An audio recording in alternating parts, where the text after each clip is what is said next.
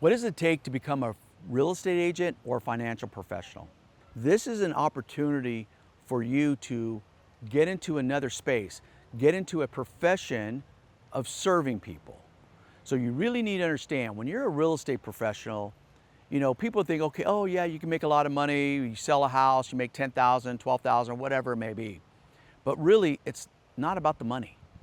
It's about serving others.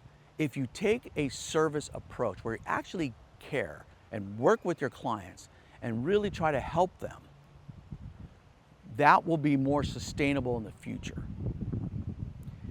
As a financial professional, you need the same mindset.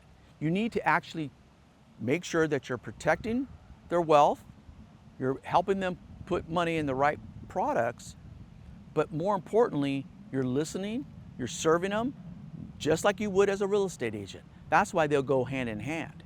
The next thing I want to make sure you understand is when you build a profession like a real estate agent or a financial professional, because remember, you're licensed. You're a licensed professional, which means, yes, you got certified, you're licensed by the state of California or the state that you live in, and you are actually go out and prove through ethics that you can actually care for your clients. Okay, so now you're actually an agent, a real estate agent, financial professional, you're self-employed. That means you're the owner of your business. So the way to sustain a business is making sure that you build a referral-based business because you want people to refer you to their family and friends and their, and folks that they interact with, because that is how you sustain a business. No business in this country or any other country survives if it's not referral-based, if it can't sustain itself. Okay, so that is a critical component when you're actually being a self-employed professional.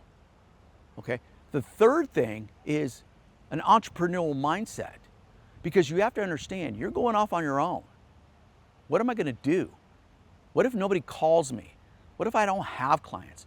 Well, are you going to quit, go back to 9 to 5, or are you going to quit and just give up your dream? I've been coaching football for a lot of years as well. Mindset is the key. You need to be mentally tough.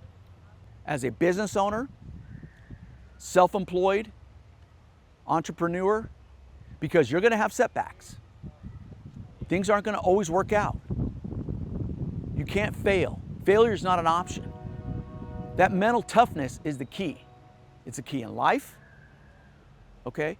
So whatever you choose to do, in this case, a financial professional or a real estate agent or any other profession that you're getting into.